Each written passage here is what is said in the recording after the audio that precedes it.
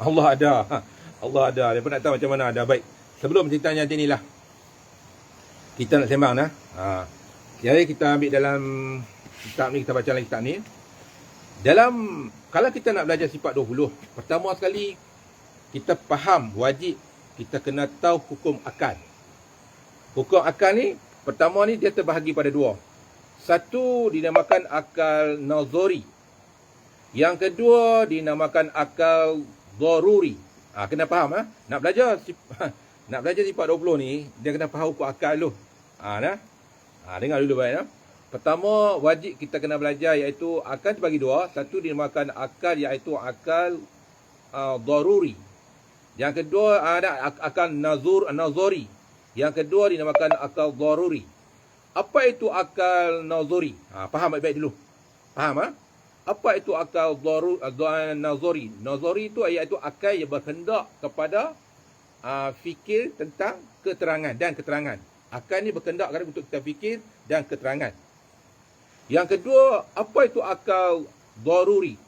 Akal daruri itu ya akal yang tidak berkendak pada fikir, akal yang tak berkendak kepada fikir dan keterangan. Satu akal ni berkendak pada yang fikir untuk dan keterangan. Satu lagi akal yang menolak hendak kita fikir dan keterangan. Baik. Sebab tu bila jadi macam ni, maka akal ni terbahagi kepada tiga hukum. Akal ni terbahagi kepada tiga hukum. Ya, iaitu wajib akal, mustahil akal dan harus akal. Jadi insya-Allah kita akan cerita macam ni. Baik. Bila sebut sifat 20 ni, sebenarnya sifat Allah Taala ni satu ya. Wujud ya. Tapi nak bagi orang faham ni, Imam Abu Hasyim Asy'ari ni menceritakan tentang 20 sifat daripada 1 pi 6 pi sampai ke 20 supaya nak orang faham. Betul tak? Tapi sambil kita cerita pula kan. Sambil-sambil tu kita ceritalah apa nama benda-benda lagi ni kan. Baru orang faham. Baik. Jadi kalau kita nak belajar sifat 20 ni, pertama sekali sifat cakap iaitu wajib kita tahu sifat ni terbagi pada apa? Sifat 20 terbagi pada apa? Terbahagi kepada 4 bahagian. Iaitu sifat dah bagi pada 4 sifat. Iaitu sifat nafsiyah, sifat salbiah, sifat ma'ani dan sifat ma'nuyah. Baik. Baiklah.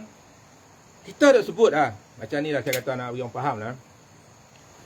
Selalu ni bila orang kata sebut sekata wujud ni artinya ada, mustahil ada, wajib ada. Apa yang ada Allah tu ada. Bila tunjuk mana Allah tu ada, tak tahu fa'alna masalul samawati Allah. Di mana kamu berada situ ada Allah. Wajib Allah. Akhirnya pening kepala macam tu je. Kan? Jadi macam mana nak buat? Nak bagi faham, saya nak faham mudah ya. Saya nak bagi orang faham mudah ya. Baik, taman dengar baik. InsyaAllah terima kasih pada bagi love kan. Samalah. Ada orang tanya saya. Pelan-pelan kita cerita ni, kita ceritalah. Ada orang tanya saya. Dia tanya saya. Kita cerita sifat 20 ni. Dia tanya saya. Ada orang pernah tanya. Atau saya tanya tuan-tuan lah. Saya nak ambil soalan saya tu. Tolong tanya saya tanya tuan-tuan balik. Kan? Malaikat maut ni. Kan? Malaikat maut dia apa? Terima kasih bila mudah. Buang muka buku dah cantik dah apa. Dah cantik lancar dah. Kan? Semua kenal malaikat maut ni lah. Ni cerita kan? Cerita nak bagi orang faham kan? Lagi saya sambung cerita malaikat maut. Baik, sifat 20. Sifat 20 ni terbahagi pada apa? Terbahagi pada 4. Sifat nafsiyah, salbiah, ma'ni dan ma'nuyah. Baik kita nak faham dulu. Dalam 20 sifat wujud sampai ke mutaqallimun terbahagi pada 4 sifat. Ini sifat nafsiyah, salbiah, ma'ni dan ma'nuyah. Dan kita nak faham dulu apa arti sifat nafsiyah, apa arti sifat salbiah, apa arti sifat ma'ani dan apa arti sifat ma'nuyah. Barang siapa yang tak faham benda ni, dia takkan faham semua sifat-sifat tadi. Wahabi memanglah Maniam dia menolak. Maniam Wahabi dia memang menolak sifat-sifat ni. Kan? Maniam Wahabi memang menolak. Maniam Wahabi dia akan tolak sifat-sifat. Sebab apa? Dia mengajak tauhid 3. Baik. Tu saja tentang dia. Kita nak faham baik. Tuan-tuan kalau nak faham sifat 20, dengar nasihat saya pertama sekali, faham betul-betul pecah 4 sifat. Sifat nafsiyah, sabliyah, ma'ani dan ma'anuyah. Baik. Kita ambil dulu pertama. Kita ambil itu iaitu sifat satu dulu, sifat nafsiah. Apa itu sifat nafsiah? Dengar. Apa itu sifat nafsiah? Dah, bukan. Orang dapat wujud artinya ada, mustahil tiada, wajib ada, Allah tu ada, mustahil tiada, pada hukum akal dan sebagainya. Tapi orang takkan faham. Kalau cakap tuan-tuan faham tentang mengaji tentang wujud, artinya dia takkan faham. Tuan-tuan kena faham 4 sifat ni. Nafsiah, salbiah, makni dan makniyah. Pegang, faham baik-baik 4 perkara ni dulu. Bila pegang 4 perkara ni, baru tuan-tuan boleh faham tentang pecahan-pecahan tadi. Boleh kan? Baik. Kita ambil dulu. Apa yang dimaksud, apa arti sifat nafsiah? Yang dimasukkan sifat nafsiah tu apa dia? Kita kena faham dulu. Senang saja. Memang awak itu taik 3 sangkai tu lantar api dia. Kita pegang baik-baik. Betul. Tak ada nafikan. Nanti kita cerita insya-Allah. Kita kena faham apa itu sifat nafsiah. Dengar dah. Saya cerita mudah. Saya sembang macam kawan-kawan. Saya tak mau sembang macam anak murid sebagai guru dan sebagainya. Kita sembang ni macam kawan. Kita tak sembang pasal ni. Kita sembang dengan kawan. Apa yang dimasukkan sifat nafsiah? Tuan-tuan ingat. Apa yang dimasukkan sifat? Sifat nafsiah itu ialah hal yang wajib bagi zat. Tuan-tuan faham baik-baik. Sebut sahaja sifat nafsiah ialah perkara itu hal yang wajib bagi zat. Faham baik-baik. Mudah ya? Terima kasih bagi bunga api kat saya. Mudah ya? Kan? Saya sembang mudah-mudah. Sebut sifat nafsiah, hal yang wajib bagi zat. Apa itu sifat salbiah? Terima bunga dapat pelita. Apa itu sifat salbiah?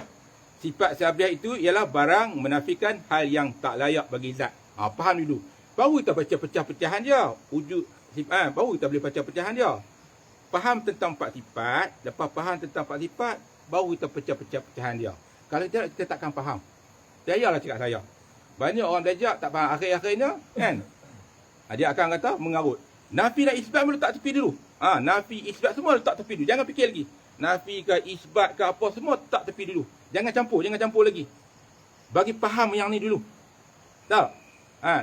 Bagi faham ni dulu. Saya ulang dah. Sifat 20 ni terbagi pada 4. Daripada wujud sampai ke mutakalimun ni terbagi pada 4 sifat. Iaitu sifat nafsiah, salbiah, makni dan makniyah. Baik. Jadi, kita nak faham sifat 20. Kita faham tentang 4 sifat ni dulu. Apa yang dimaksudkan dengan sifat nafsiah? Maksud sifat nafsiah ialah hal yang wajib bagi zat. Mudah ya? Senang. Sebut kata sifat salbiah. Ialah ibarat daripada menafikan hal yang tidak layak bagi zat. Mudah. Senang. Betul tak? Kemudian tu, sifat makni. Apa sifat makni? Maksud sifat makni, tiap-tiap sifat itu ada bagi zat. Senang ya? Tiap-tiap sifat itu ada bagi zat. Okey. Kemudian tu, kita ambil sifat makniyah. Segala nama-nama itu ada bagi zat. Pegang ni, saya sembang macam kawan-kawan. Saya sembang macam kawan-kawan, kalau saya sembang macam mengajak apa semua tu, lain, mengarut. Orang tak boleh faham Pak Ayah nak faham, dia kena keliru. Kita sembang macam kawan-kawan. Terima kasih begila. Kan? Bila sembang macam kawan, oh macam ni rupanya. Okey. Boleh tu? Faham tentu dah kan? Kan? Baik. Kita ambil dulu. Jadi, bila sebut kata sifat, kita kena kenal apa itu sifat. Apa arti sifat? Boleh kan? Bila betul kata sifat, nama rajak pun sifat 20, nama pun sifat. Kita kena faham dulu. Apa arti sifat? Senang, saya nak bagi orang senang faham. Kan? Apa itu sifat? Sifat, ya, arti sifat ialah berkehendak pada zat tempat untuk dia berdiri. Dengar. Arti sifat ialah berkehendak pada zat untuk dia berdiri. Mustahil sifat itu boleh berdiri dengan sendirinya tanpa adanya zat. Mudah. Kan? Mudah tak? Senang tak? Tak usah pada wuduk, kidang, apa semua tak boleh kali. Tak usah kira, tak usah campur. Tak usah cerita ni. Faham dulu. Faham maksud sifat.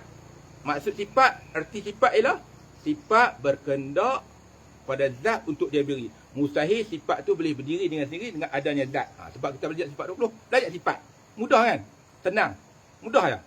Orang tanya apa arti sifat? Sifat tu berkehendak pada zat untuk dia berdiri. Habis. Faham? Mudah. Baik. Apa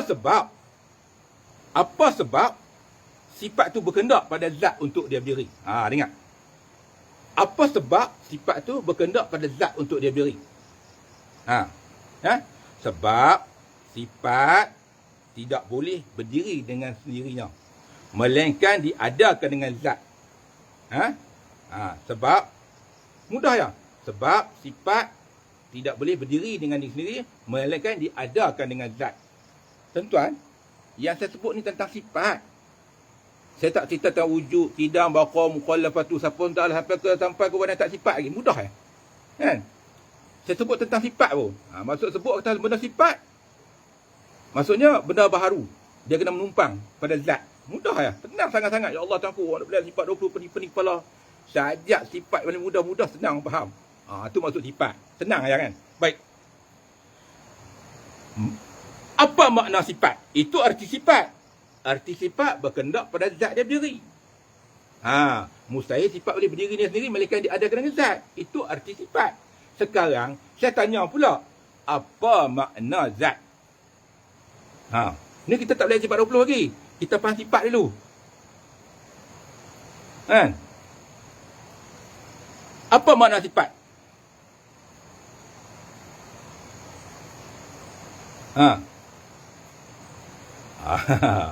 Makna sifat itu ialah kenyataan. Makna sifat itu ialah kenyataan. Kenyataan. Jadi, mana dalil kenyataan? Allahul ladzi khalaqas samawati wal ardh, kenyataan Allah yang menjadikan langit dan bumi. Maka nyatalah kenyataan. Semua yang ada ni sifat. Kenyataan. Faham tak? Sifat itulah kenyataan. Kenyataan mana dalil dia? Allahul ladzi khalaqas samawati wal ardh, maka Allah yang mendirikan 7 petal langit dan 7 petal bumi, dan isi yang ada semua itu sifat. Faham tak? Itu kenyataan lah. Ya Allah. Bukan senang lah. Tak, bukan tuan-tuan. Saya nak cerita, kalau nak cerita sifat 20 ni hak yang lebih-lebih sikit kan. Orang faham, kita cerita hak ringkas-ringkas. Lepas tu, beri orang faham rendah-rendah dulu. Jangan cerita hak dalam-dalam. Jangan cerita tinggi-tinggi. Cerita hak baca mudah-mudah ya. Kan? Bila kita cerita baca mudah-mudah, orang pun, macam tu pun dia mudah sangat. Baru ada minat nak belajar. Makna zat, nanti dulu, makna zat. Tak tepi dulu. Zat tak ada siapa boleh kenal. Walaupun malaikat tak boleh kenal zat Allah Ta'ala. Jangan fikir tentang zat, tuan-tuan. Tak usah fikir tentang zat lagi. Tak tepi dulu. Tuan-tuan, yang duk tanya saya tentang zat. Jangan tanya tentang zat. Tidak ada siapa boleh mengenal zat Allah Ta'ala. Hanya Allah yang boleh kenal zat Allah. Barang siapa boleh kenal zat Allah, bohong. Senang aja. Zat tu urusan Allah, betul. Zat tu urusan Allah. Jangan tanya tentang zat Allah. Jangan tanya. Jangan tanya tentang zat Allah. Tidak ada siapa. Malaikat dan sebagainya pun tak boleh kenal zat Allah. Hanya Allah mengenal zat Allah. Kan? Boleh? Allah. Orang tanya macam mana, kita nak orang faham je tuan-tuan. Belajar betul-betul dulu. Bagi kenal tentang sifat dulu. Kan? Okey. Apa dalilnya? Allahul ladzi khalaqas samawati wal ardh, maka Allah yang memiliki 7 langit dan 7 petal bumi. Apa dia 7 petal langit dan 7 petal bumi? Antara 7 petal langit dan 7 petal bumi, apa arti dia? Kena faham dulu. Arti dia ialah alam. Alam itulah, alam tadilah yang dikatakan kenyataan. Maksudnya, sebut saja daripada langit sampai ke bumi, itulah alam. Itulah kenyataan. Nyata tak saya ni? Nyata tak saya? Nyata kan? Nyata tak? Kan? Nyata artinya alam lah tu. Bukan. Ni paling rendah. Jangan kata tinggi tuan-tuan. Saya cerita benda rendah-rendah. Benda hak yang senang orang faham. Sebab orang nak kata wujud artinya ada, mustahil tiada, wajib ada, sat Allah tu ada, sat tak ada, sat ada, sat tak ada, pening. Dan ni saya cerita bagi orang senang. Dan tuan-tuan nak lihat bagi senang. Kenyataan. Kan? Jadi alam itulah kenyataan. Baik. Apa arti alam pula? Apa arti alam? Apa arti alam pula? Alam tu, arti alam tu sentiasa menerima perubahan dari satu masa ke satu masa. Itulah alam. Sebut saja alam, dia akan menerima perubahan dari satu masa ke satu masa. Dan alam ni tidak pernah terlepas daripada, tidak pernah tersunyi daripada bergerak, berdiri dan berlari. Sentiasa menerima perubahan. Dulu saya dulu dalam perut. Lepas dalam perut saya lahir. Lahir saya baby. Lepas baby pula saya jadi apa? Jadi kanak-kanak.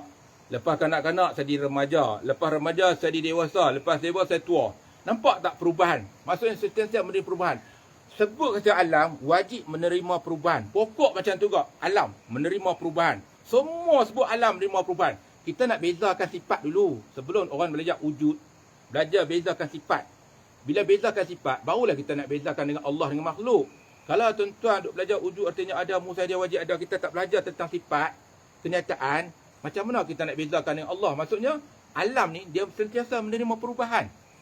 Dari satu masa ke satu masa. Tidak pernah sunyi daripada berdiam, berdiri dan bergerak. Itu namakan alam. Faham tak? Mudah tak? Senang. Allah, orang kata sifat 20, payah. Mudah saya kata, senang sangat kalau kita faham baik-baik. Kan? Bukan susah mana pun. Ha. Saya cara ringkas tu saya rasa tuan-tuan faham. Oh, macam ni punya kenyataan. Kenyataan tu alam. Alam itu kenyataan. Dan kenyataan tu lah alam ni, kenyataan menerima perubahan. Tak pernah. Maksudnya, tak pernah sunyi dia berdiam, berdiri dan berlari dan bergerak. Ha, dulu saya baby lah, saya dah tua, esok saya mati. Itulah alam. Maksudnya macam mana nak mengaku Tuhan? Kan? Bila faham tu, macam mana nak mengaku Tuhan? Tak boleh mengaku Tuhan, dia punya alam. Ha? Ha? Itulah alam. Ha? Ha? Tak pernah sunyi daripada bergerak. Alam ni. Boleh tak? Mudah kan? Baik. Jadi, yang saya sebut tadi tu, ha? Mudah sangat. Itulah yang dinyatakan arti sifat. Faham tak sifat? Ha, itu maksud sifat. Saya bukan cerita sifat 20, maksud sifat. Mudah kan? Mudah sangat. Orang kata payah apa? Tak masuk sifat salbiah lagi. Nafsiah lagi. Nafsiah tak sebut lah. Saya sebut tadi sifat. Baik. Kalau dah faham tak? Jelas kan? Jelas kan? Kalau jelas, dah tahu arti sifat, maksud sifat. Saya ulang lagi. Saya takut orang tak faham. Boleh saya ulang kali? Boleh tak? Boleh. Yang wajib bagi zat. Sebut tentang sifat nafsiah, hal yang wajib bagi zat. Saya ulang kali bagi faham lah. Sifat 20 terbagi pada dia pada wujud sampai ke mutakalimun ni terbagi pada 4, sifat nafsiah, salbiah, makni dan maknuyah. Baik. Jadi kita faham dulu apa arti sifat ni. Kalau orang tanya apa arti sifat, jawab macam ni. Arti sifat itu ialah berkendak pada zat untuk dia berdiri. Jawab macam tu. Apa arti sifat? Arti sifat itu ialah berkendak pada zat dia untuk dia berdiri. Kenapa dia berkendak pada zat untuk dia berdiri? Jika diadakan dengan zat. Pada sifat. Kemudian, kita tahu makna sifat. Tadi arti sifat. Sekarang dia tanya, makna sifat. Apa itu makna sifat? Makna sifat itu ialah kenyataan. Mudah ya? Makna sifat itu ialah kenyataan. Kenyataan. Dan nyata. Bila nyata tu, kan? Apa yang nyata? Nyata itulah alam, bersifat alam. Maksudnya daripada 7 lapis langit, sampai ke 7 lapis bumi ni, semua itu ialah alam. Dia duk mengaku Tuhan lah. Siapa duk mengaku Tuhan lah, itulah ini. Saya nak kata terang. Barang siapa dah sebut kata sifat kenyataan ni, sorok mimpi lah nak jadi Tuhan. Bila sebut kata kenyataan, dia kena pegang 4 syariat, tarikat, hakikat dan makrifat. Dia kena pegang semua. Orang syariat tak boleh tolak hakikat, hakikat tak boleh syariat tolak. Dia kena duduk sekali elok-elok. Wa syariati bilal hakikat adilat wal hakikat bi syariat batilat. Syariat tanpa hakikat hampa, hakikat tanpa syariat batal. Orang yang mana yang semayang dia tak buat hakikat hampa, orang yang hakikat dia tak buat syariat batal. Kena duduk siring. Sebab kita bersifat alam. Maksudnya bersifat alam, maksudnya kita kena menumpang pada zat untuk kita berdiri. Faham baik-baik. Jangan orang satulah saya kata lah. Orang hak mengaji syariat, jangan dihina orang tarikat. Orang mengaji tarikat, jangan dihina orang syariat. Orang mengaji hakikat, jangan dihina orang syariat. Orang hakikat, syariat jangan dihina hakikat. Kena seiring lah. Kan? Tapi saya tak mau campur lah bab orang mengaji syariat, kau tarikat, hakikat, makrifat. Saya nak cerita tentang ni lah. Hal lain saya tak mau cerita. Saya mau cerita lain. Baiklah. Itu daripada langit, 7 langit dan 7 bumi, semua itu bumi alam. Apa arti alam? Arti alam ialah sentiasa menerima perubahan daripada satu masa ke satu masa. Kerana apa? Kerana alam ni tak pernah sunyi daripada berdiam dan tidak sunyi daripada bergerak. Alam tak pernah sunyi daripada berdiam dan alam tidak pernah sunyi daripada bergerak. Sentiasa menerima perubahan. itulah alam. Termasuklah saya, nampak lah, tua dah hari ni. Alam lah tu. Tengok kayu belakang saya, dulu pokok kayu. Benih ya, jadi pokok. Jadi ni alam, akhirnya jadi kayu. Inilah alam. Angin bergerak, itulah alam. Malaikat, semua alam. Kan? Semua tu alam, bergerak. Alam. Kan? Jadi, diam pun, bergerak alam. Semua alam. Faham? Jelas? Baik, habis dah tu, saya ulang dah tu. Barulah kita faham pula apa arti nafiah. Bila kita faham arti sifat, mari kita faham arti nafiah. Boleh? Jelas tadi kan? Cara ringkas-ringkas dah. Cerita banyak-banyak tak letih lah. Nah? Kan? Mai pula maniam tak lagi lah. Dia kata tak mau, dia kena pakai 3 serangkai. Trimeti dah tu. Letih saya. Kan? Saya bukan mengajak pun, saya cerita. Cerita orang faham. Lagi saya cerita abad-abad pula. Kan? Baik. Apa arti nafsiah? Arti nafsiah kita kata dah. Nafsiah itu ialah hal yang wajib bagi zat. Dan dalam sifat wujud, dalam sifat 20, sifat nafsiah ni, letak sifat wujud letak atas sifat nafsiah ya. Pasal apa sifat nafsiah, sifat wujud letak atas sifat nafsiah? Dia tak letak atas ma'ani, dia tak letak atas ma'nuyah, dia tak letak mutaqah, dia tak letak semua dalam sifat-sifat lain. Pasal apa dia letak atas sifat nafsiah? Kita faham baik-baik dulu. Baru sebenarnya tuan, kalau tuan-tuan faham dia ni, saya rasa mudah sangatlah. Jangan kita keliru orang lah. Kita cerita jelas, detail, dah orang faham. Senang aja. Tuan-tuan ni pening kepala. Baik. Kita faham dulu apa arti nafsiah. Arti nafsiah ialah di zat dan sifat wujud iaitu satu. Faham baik? Arti sifat nafsiah ialah diri zat dan sifat wujud iaitu satu. Sifat dia tak banyak. Sifat nafsiah ada satu iaitu wujud lah. Wujud artinya ada, mustahil, tiada, wajib, ada. Tuan-tuan jangan kata macam tu lah. Sat ada, sat tak ada. Hak tu yang pok-pok mana duk tikai tu. Sat ada, sat tak ada, sat ada, sat tak ada. Tu sebab tikai macam tu. Kan? Jangan tikai macam tu. Wujud arti apanya? Wujud artinya ada. Ada apa?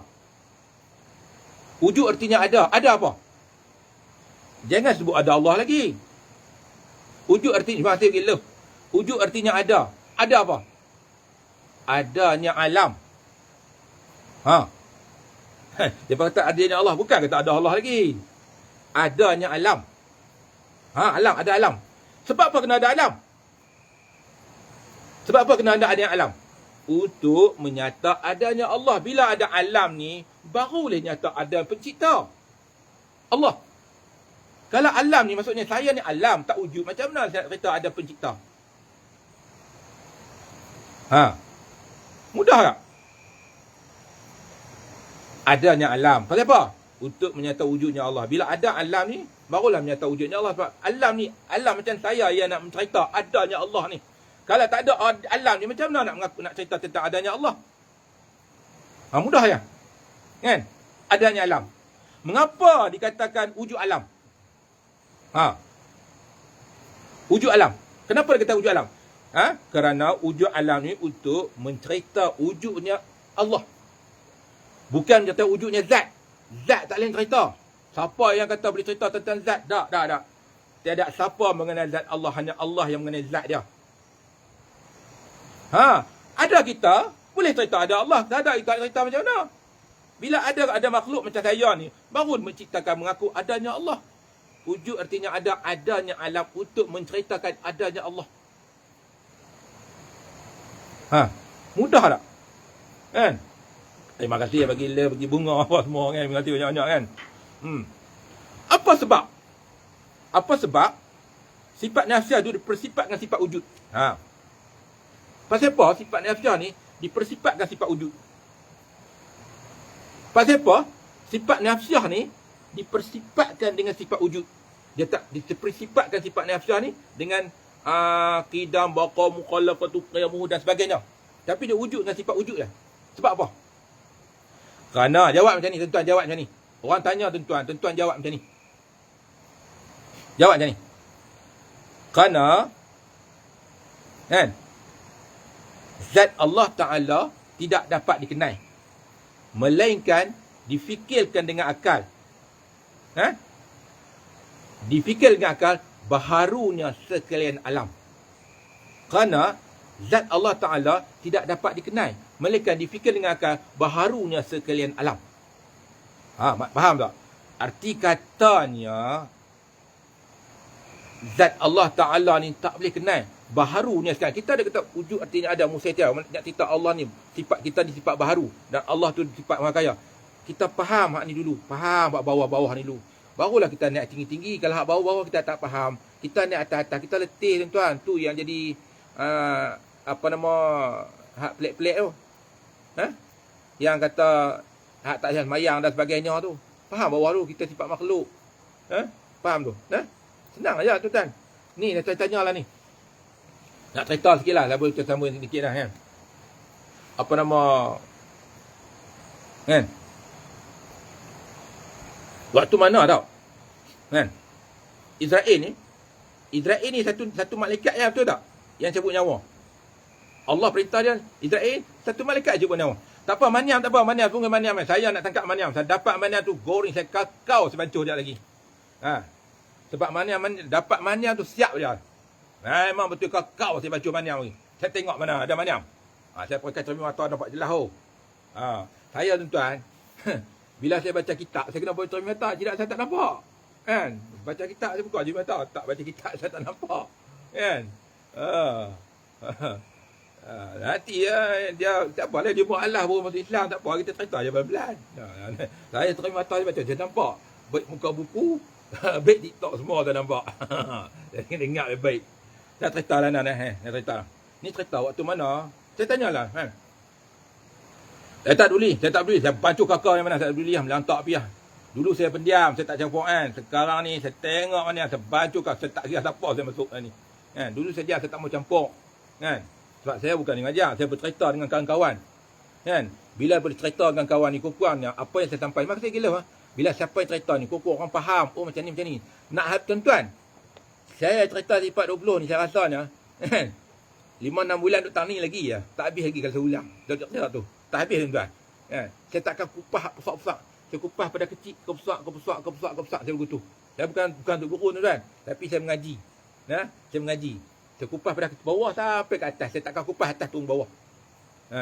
Baik. Tanya ni lah. Ni cerita dia. Saya tanya mudah lah. Kan? Jadi macam mana malaikat Israel cabut nyawa? Sedang satu hari katakanlah, satu hari tu mati kata 1 juta orang. Dan 1 juta orang masa tu berasingan. Macam mana malaikat Israel tu cabut nyawa? Ni, dengar baik-baik. Lagi kita tak mahu kita cerita tentang sifat 20 tak. Wahdahnya bagi zat, wahdahnya bagi sifat, wahdah bagi af'al, wahdah bagi ismanya. Apakah nama perbuatan Allah yang turun hujan, yang cabut nyawa dan sebagainya? Apa nama perbuatan? Ingat baik-baik tuan-tuan, kalau orang faham sifat 20, dia akan meletakkan Allah tu martabat yang paling tinggi. Barang siapa yang faham sifat 20, dia akan meletakkan martabat Allah tu yang paling tinggi. Sebab apa? Dia faham. Baik. Wahdah nak bagi zat, wahdah nak bagi sifat, wahdah bagi apa ni semua. Apakah nama perbuatan Allah? Allah ni, dia turun hujan tak? Allah turun hujan tak? Allah cabut nyawa tak? Allah bagi rezeki tak? Kalau dia kata Allah yang cabut nyawa, Allah yang turun hujan, Allah bagi rezeki. Itu fahaman dia orang. Tapi kalau tanya saya, tak, Allah ni bos. Allah bos. Faham tuan-tuan? Allah bos. Betul tak? Maka bila ada bos, dia ada orang-orang ni, ada orang bawahan ni. Apa nama perbuatan yang bagi rezeki, yang cabut nyawa, yang turun hujan? Nama apa? Nama perbuatan ialah malaikat. Itu ialah tugas-tugas malaikat. Itu ialah tugas-tugas malaikat. Jadi yang turun hujan tu malaikat, yang cabut nyawa tu malaikat, yang mentaburkan rezeki tu malaikat. Itu semua kerja-kerja malaikat. Allah perintah, dia bos. Dia bos. Kalau saya dia bos, saya nak pergi buat kerja kontrak tak? Saya nak kerja kontrak tak, saya tanya tuan-tuan. Tak, saya sembang macam kawan-kawan. Saya tak mau sembang lah macam tutup godak. Saya sembang macam kawan. Kalau saya bos, saya nak kerja kontrak tak? Tobat saya nak kerja kontrak sebab saya bos. Begitulah Allah. Maka yang cabut nyawa tu siapa dia? Malaikat. Baik, malaikat pula, dia bos tak pada yang bawah? Baik, kita tengok macam ni. Satu hari Mati 1 juta orang, masa sat sekian detik, sat 1 detik, sat berdetik dan sebagainya kan. Macam-macam lah. Kan? Macam mana malaikat Israel itu cabut nyawa? Bukan minda. Macam mana malaikat Israel nak cabut nyawa? Keluar saya bagi tadi dah. Israel masing-masing. Macam ni cerita dia. Waktu mana Nabi tu, dia memandang ke dalam Sidratul Muntaha tu, kan? Dia tengok satu pohon. Dan satu pohon tu, daun dia sangat lebar. Dan daun tu lebar tu, dia boleh buat selimut. Daun yang lebar tu boleh buat selimut. Dan tuan-tuan faham, saya pun ada di situ. Tuan-tuan pun ada kat situ. Tuan-tuan dengan mimpi tak ada. Ni cerita Nabi waktu mana Isra Mi'raj tu, dia naik ke Sidratul Muntaha, dia nampak satu pohon, satu cabang, satu pohon. Dan pohon tu pula tu, daun dia lebar. Seperti mana daun tu lebar, yang mana warna dia hijau. Lembut dia seperti sutra. Dan lebar dia seperti mana sampai boleh buat selimut. Dan tiap-tiap di pohon tadi yang hijau tadi tu, ada malaikat sambil berzikir. Ada yang malaikat berzikir di mana Allahu Akbar, Allahu Akbar. Ada yang malaikat berzikir Subhanallah, Subhanallah. Ada yang malaikat berzikir Alhamdulillah, Alhamdulillah. Tiap-tiap daun yang duduk tu, lembar-lembar daun, semua ada malaikat. Banyak mana orang tanya yang dia Rasulullah? Banyak mana? Rasulullah tidak terbilang, terhitung banyaknya malaikat-malaikat yang duduk di daun. Baik. Kemudian dia tengok di daun tu pula tu, ada daun di mana yang daun dia dah kuning. Ada daun yang dah jatuh. Bila daun tu jatuh, maka malaikat yang jaga duk berzikir di daun tadi tu, kan, dia akan bawa malaikat di daun tu bertemu dengan malaikat Israel. Ya? Dia bertemu dengan malaikat Israel dan dia kata orang ni ajal dah sampai. Maka kata malaikat Israel, cabutlah nyawa dia. Faham tak? Cabutlah nyawa dia. Arti kata daun kita jatuh, arti kata nyawa kita tu habis. Maka malaikat yang duduk di atas daun itu dia yang mengambil nyawa. Diperintah oleh malaikat Israel. Kau tengok. Kan? Gugur sajadah tu, maka malaikat yang duduk yang berzikir tu, dia yang akan mengambil nyawa kita. Diperintah oleh malaikat Israel. Cabutlah nyawa dia. Tuan-tuan tengok tak? Tuan-tuan tengok tak? Sistem di situ. Allah Ta'ala ni dia bos. Dia ada malaikat. Dan malaikat ni, dia ada orang-orang bawahan dia. Di situlah cerita dia, tuan-tuan. Sifat tadi, alam tadi. Yang sentiasa menerima perubahan. Sentiasa tidak pernah sunyi. Dan bergerak satu masa ke satu masa. Sampai bukan ke alam kita. Sampai ke alam di Sidratul Muntaha. Di waktu mana Isra Mi'raj yang Nabi nampak pun macam tu. Tuan-tuan tengok tak tuan-tuan? Perubahan. Bukan atas jasad kita tuan-tuan. Termasuklah di alam gaib. Malaikat Israel bos. Dia suruhlah anak buah dia sebut. Mana boleh ya Allah Tuanku dia kata. Mana boleh dia kata petikai kata. Ini semua aja Allah dia boleh cabut sentak. Hei, dia ingat Allah Ta'ala ni macam tu ke? Allah Ta'ala sistem dia lebih canggih pada sistem kita lah. Saya punya ayat cawan tu. Gagal tak? Mana dia? Yang ni dah. Saya punya ayat cawan tu dah. Bismillahirrahmanirrahim.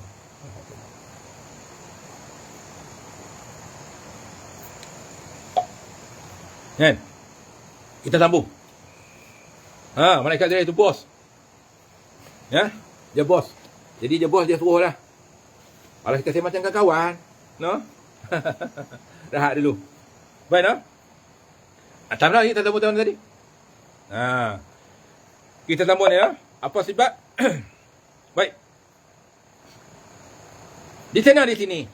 Dalam kitab ni kata. Dia tanya lah. Apa sebab sifat nafsu itu dipersifatkan sifat wujud? Jawablah macam ni. Kerana tidak dapat dikenal zat Allah Ta'ala, melainkan difikirkan dengan akal. Akan adanya dan baharu sekalian alam ni. Habis. Jawab macam tu. Ya? Baik. Bila macam tu, kita nak faham apa hakikat sifat nafsiah. Saya tak mau cerita wujud, kidam, baqa, muqalabah. Tak tahu. Kita cerita sifat nafsiah. Faham sifat nafsiah dulu. Tuan-tuan, nak belajar sifat 20, faham satu-satu sifat dulu. Faham sifat nafsiah dulu. Jangan faham lain. Mana tak faham sudah. Diam, saya tak heran lah. Peduli apa. Jumpa saya mana bukan kata sebab penumbuk pun sibuk kalau aku ngajak. Saya tak sembang lah. Apa hakikat sifat nafsiah? Hakikat, jawab macam ni. Hakikat sifat nafsiah iaitu hal yang wajib bagi zat. Zat apa? Zat wajibal wujud. Jawab lah. Apa hakikat sifat nasiah? Hakikat sifat nasiah itu ialah hal yang wajib bagi zat. Nah, zat apa? Zat wajibal wujud, zat yang wajib ada. Itu yang kata wujud. Wajibal wujud, zat yang wajib ada. Wajib tak boleh nafi-nafi dah. Wajib, zat yang wajib ada. Kita tak ada diadakan dengan zat tadi sebab kita menumpang, tapi zat Allah tahu, zat wajibal wujud, zat yang wajib ada. Mudah ya. Jadi bila sebut kata sifat nafsiyah apa dia? Hal yang wajib bagi zat. Zat apa? Zat wajibal wujud, zat yang wajib ada. Itu tuan-tuan. Kalau nak cerita lah kan.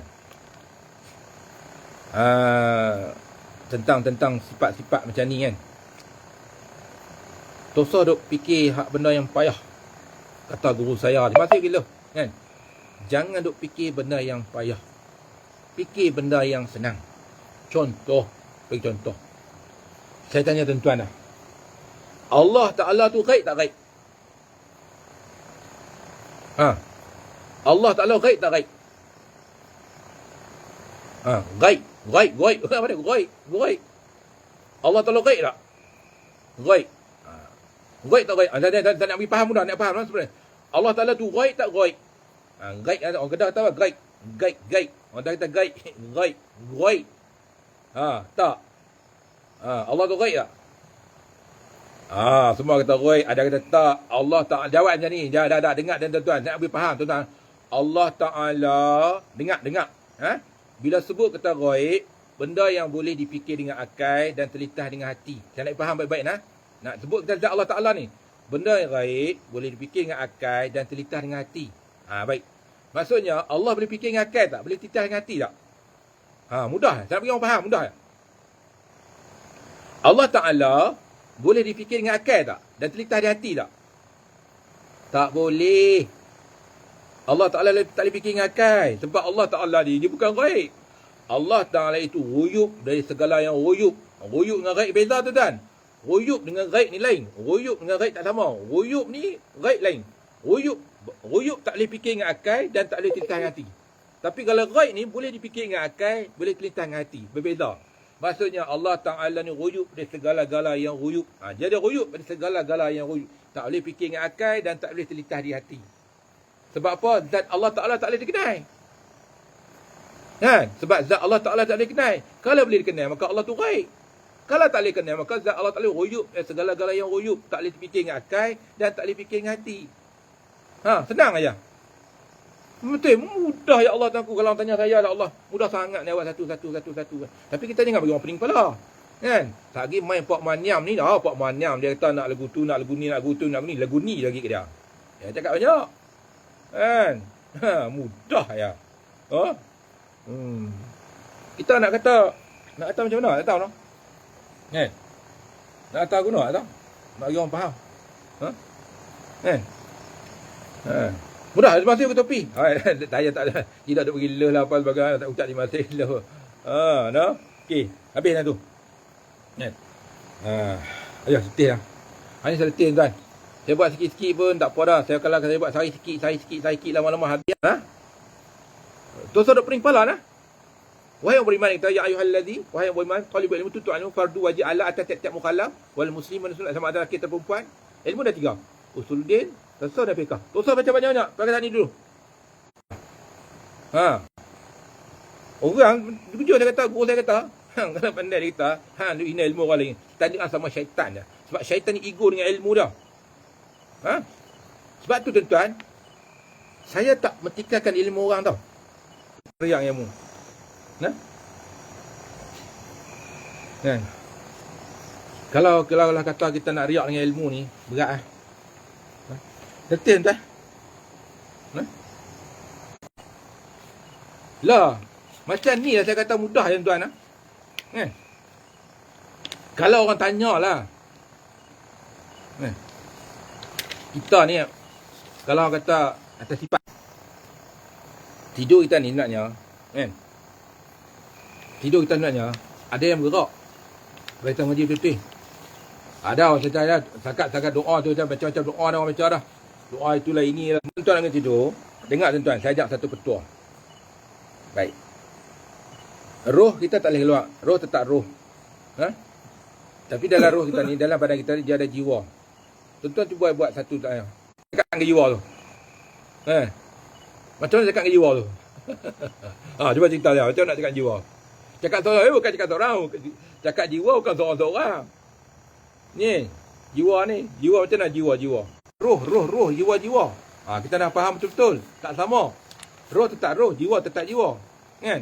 Orang yang ada roh, tapi dia ada jiwa yang dalam kurung. Saya jumpa ada ilmu tu macam mana, saya jumpa ada orang tu macam mana. Memang siksa hidup dia. Macam mana kita nak. Ya sukma betul sukma. Ya sukma betul sukma. Jiwa kacau. Tuan-tuan cuba tahan nafas. Tahan nafas. Tahan nafas. Bila tuan-tuan nafas, kosong tak kosong. Kalau rasa masih hening, masih dalam kat dia. Buat belajar praktis sampai dapat rasa. Praktis sampai dapat rasa. Betul tu. Praktis sampai dapat jiwa tersedik, hati tak ada masalah. Jiwa orang kalau ada masalah, sebenarnya senang je tuan-tuan. Rasa ke jiwa tu, saya tuan-tuan buat doa tuan-tuan dengan hati yang ikhlas. Allah makbul doa tuan-tuan. Try lah tuan-tuan. Kenapa kita nak?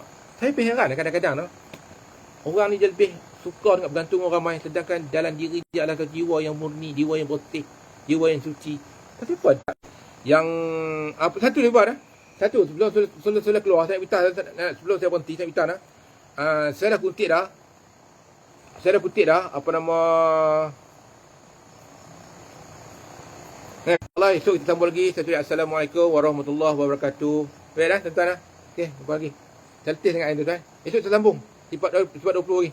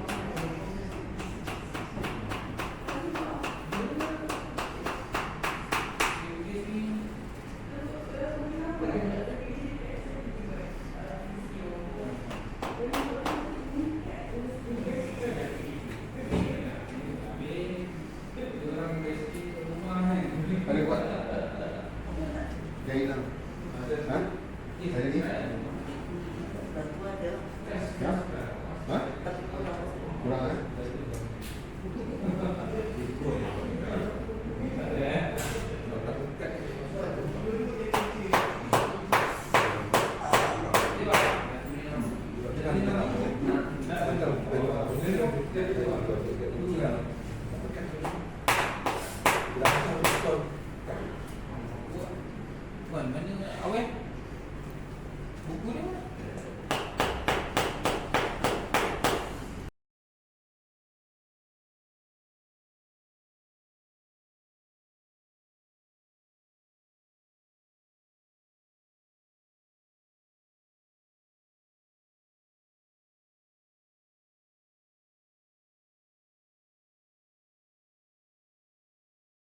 La ilaha illallah, la ilaha illallah, la ilaha illallah, ma lana rabbun siwak.